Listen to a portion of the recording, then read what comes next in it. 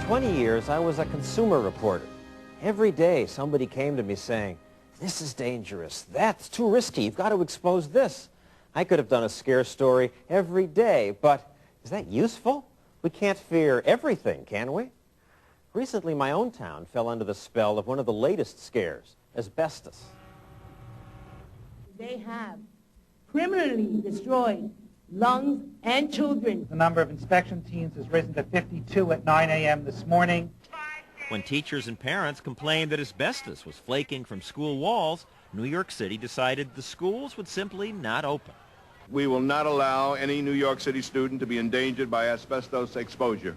Taxpayers spent almost $100 million. Some children cried, and the schools stayed closed while the worst of the asbestos was removed.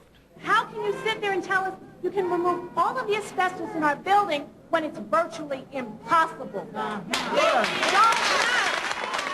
All this uproar, yet most scientists who research asbestos and its dangers say closing the schools made no sense.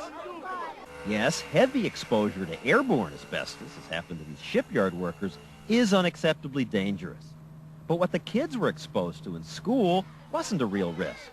Still, how could politicians fail to act when parents like Evelyn DeJesus and Valerie Scott were so upset? Now, some of these experts say your child's more likely to be hit by lightning. Yes, but we can't accept that. We can't accept it. Why not? What But when if it's true? experts say, when experts, you know, they've been wrong before. Experts sometimes are wrong. John. And we can't play with people's lives. Is any risk okay? No. Absolutely not. I think it's horrible that it's in my school. What might it do to you? It can kill me. Tiffany is Mrs. DeJesus' daughter. How would it hurt the children? Like if a child touches the wall and that part has asbestos, and if they bite their nails, they can get asbestos in their lungs, and then later on in life they can die. That is a terrible thing that a child should have to worry about such a thing. The risk of developing that is almost zero. Dr. Stephen Levin's an activist who usually advocates more safety regulation. In this case, however, he says New York's attempt to remove asbestos probably spread more into the air. The work made it worse? Made it worse. And exposed the kids to more danger. Because when they're not in school, kids often play in riskier places, like the street. How did we get to be so fearful of chemicals like asbestos that we end up exposing kids to even greater risks? Love Canal near Niagara Falls has been declared an ecological time bomb. It started in the 70s with the news that our environment might be killing us. Love Canal was just the beginning. Once officials started looking, they found toxic chemicals throughout the nation. These new invisible threats were especially frightening. Contaminating the drinking water, killing cattle, making people sick, cancer, miscarriages, birth defects. How safe is it? I contributed to the fear. Scientists say the most dangerous chemicals you can't sense. The government has now run tests on methylene chloride and found it causes cancer in rats. Eventually, though, I started wondering about perspective. If these new chemicals are so dangerous, why are we living so much longer? I was there when the government evacuated the town of Times Beach, Missouri, because there was dioxin in the soil. Dioxin is incredibly deadly. Why were we reporters just standing here when the EPA guys were in spacesuits behind us? Years later, the government official who urged that the town be closed said, well, he may have made a mistake. And research at Love Canal has so far found no evidence of increased cancer. But that didn't get much publicity. The media had moved on. Now we were getting upset about other dubious risks. Might a chemical used on apples be deadly?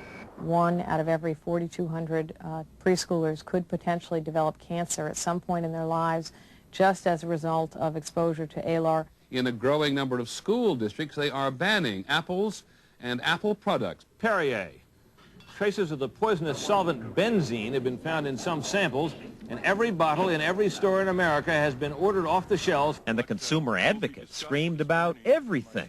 The food. It can spoil in your own refrigerator. Watch out for poultry. Chicken contaminated with pesticides, herbicides, fungicides, sometimes contaminated with rat feces. Do you eat hot dogs? No.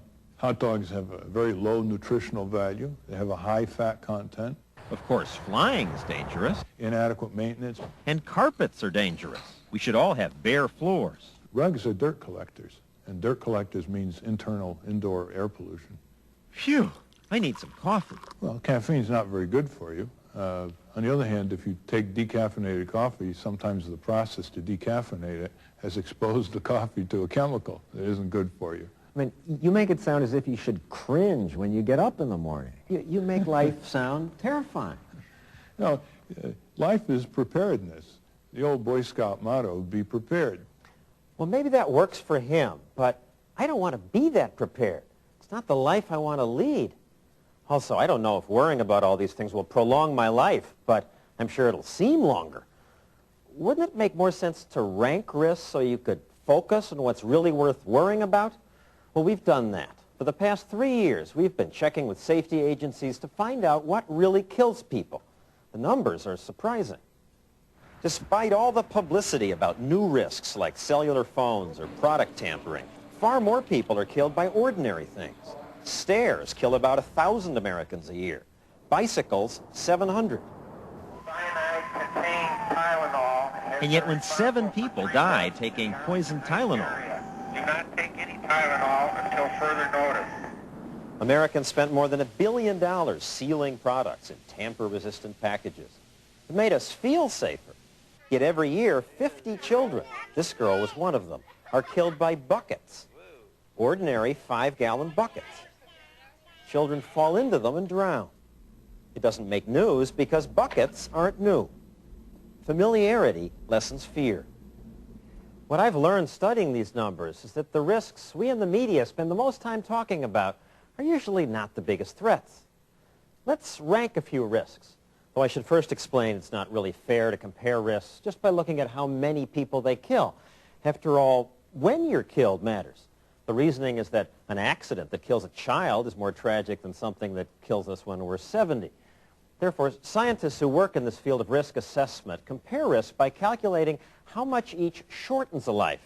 How many days does each risk take off the average person's life? let's start with plane crashes. The media pay lots of attention to them, and how could we not? Commercial airline crashes kill about 200 Americans a year. Allowing for the millions who don't die, this means flying shortens the average life by about a day. Hazardous wastes may be a bigger threat.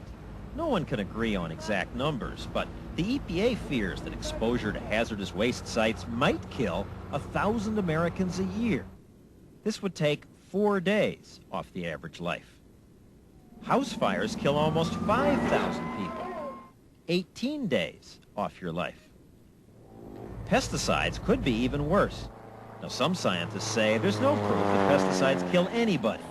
But based on one EPA study, you could take the rather extreme position that exposure to pesticides kills 16,000 Americans a year. If it does, that would take 27 days off your life. The biggest environmental killer, air pollution, is thought by some to kill 50 to 60,000 people every year. That would shorten your life by 61 days. Crime is still worse. 26,000 Americans are murdered every year. 113 days off your life. Now compare all this to driving. Cars, by far, should be the bigger worry. 43,000 deaths. That's 182 days off our lives. Which raises the question, if it's the role of government to make our lives safer, where should it focus its attention? Way up there on things that might take a few days off your life? Or here on something that shortens your life by half a year? There are a lot of risks we ought to go after. The problem is, as a country, we're having our attention diverted to relatively small risks. John Graham and his associates at the Harvard Center for Risk Analysis have spent the past 2 decades calculating how government regulations could be crafted to save the most lives. Graham has watched almost in disbelief as the government poured resources into fighting relatively minor risks. Alar is out, cyclamate may be back. As we saw with crime, one problem is headline hysteria. The politicians act when the public is frightened. The public is frightened by what it sees in the press. What is news is not necessarily the biggest public health problem. The mysterious, the bizarre, the speculative make good news. But the day-to-day problems people have in traffic crashes, as they end up in the emergency room, thousands of Americans every day.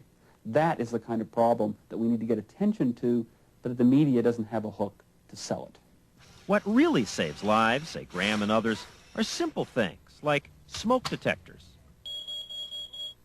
better crash protectors on highways, or just painting more lines in the middle of the road, boring remedies for ordinary problems. But money spent here would save far more lives than spending billions on things like asbestos removal. There are so many hazardous chemicals and pesticides in the environment now that virtually every human being in the world is affected by them. Scientists say many of our fears about chemicals are ridiculous. But just because scientists now can find microscopic quantities of poisons doesn't mean that those tiny doses hurt people. The evidence on pesticide residues on food as a health problem is virtually non-existent. It's speculation. But wait a second. Everyone knows we're in the midst of a cancer epidemic. Cancer rates are skyrocketing. Well, again, what everyone knows is simply wrong. Some cancer rates, like lung cancer, have increased, mainly because so many Americans took up smoking in the 40s and 50s. But other cancers, like uterine and stomach cancer, have gone down. Overall, cancer rates have stayed relatively level, say epidemiologists and cancer specialists at the National Cancer Institute, the American Cancer Society, Harvard, Yale, the Mayo Clinic, and elsewhere.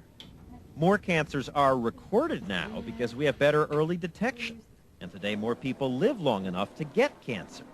But all the experts say there's no epidemic, and while it pays to be cautious about industrial chemicals, the public's fears are way out of proportion. Why not try to get rid of every bit of risk we can? I want zero risk. In my life, my daughters, my wife, we all want zero risk. The problem is if every citizen in this country demands zero risk, we would bankrupt the country. Ralph Nader says every school bus should have seatbelts. $1,800 more per bus to equip a bus with seatbelts is a pretty good protection. That makes sense. We require belts in cars. Why not buses? But when the Harvard School of Public Health analyzed the benefits of belts on school buses, they concluded belts weren't worth the cost. Kids are much more likely to be killed getting off a bus. Inside the bus, they're relatively safe. But given that it might save a dozen lives over the years, why not spend the money on the seatbelts? You're engaging in statistical murder. When you decide to spend $50 million to save a few lives, when you could spend the $50 million to save 100 lives or 1,000 lives, that's a case of statistical murder. Ralph Nader says we can afford to worry about everything. We shouldn't try to set one victim society up against another victim society. Well, how about one victim up against 50 victims? But you don't come across that kind of choice. If you're a Food and Drug Commissioner, it's not your business to say, well, I think this budget should go into auto safety and not in food and drug. Maybe the commissioner should say that. Consider this. Some safety regulations may even kill more people than they save. Recently, consumer groups and the airlines demanded that the FAA require infant seats for children under 2. If we buckle our children up at 50 miles per hour, why not at 550 miles per hour? Why not? One reason is that if I can't put my baby in my lap, it means I have to buy another ticket. This makes flying more expensive. Flying is much safer than driving. So if flying costs more, that family will then be more likely to choose to drive than to fly. And that will be an increase in danger to that family. So this would be a rule that would kill people. It would result in more people being killed from driving than would have been saved on the airplanes. So far, most of Congress apparently believes that critics like Graham are right. The bill hasn't passed. But comparisons like that are rarely made. People say, how dare you consider cost when a life is at stake? The culture, the society only has so much money. Bill Riley, who until 3 years ago was in charge of the Environmental Protection Agency, now believes his agency pours money into the wrong things. And pours is the word. The EPA's rules require that billions be spent in the name of safety.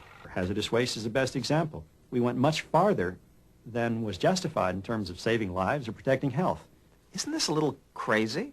Well, we live in a democracy, after all, and it shouldn't surprise us that we have set policy according to what the public's been most alarmed about. That has resulted in a sort of discontinuous series of crises, episodic events, which got a lot of publicity, television exposure, press attention, and resulted in Congress writing a new law. They did it because that was what the public was concerned about. Now, if you ask the question, how many lives are we going to save as a result of that kind of outlay, I think you have to reconsider some of those decisions. And maybe we have begun to reconsider it.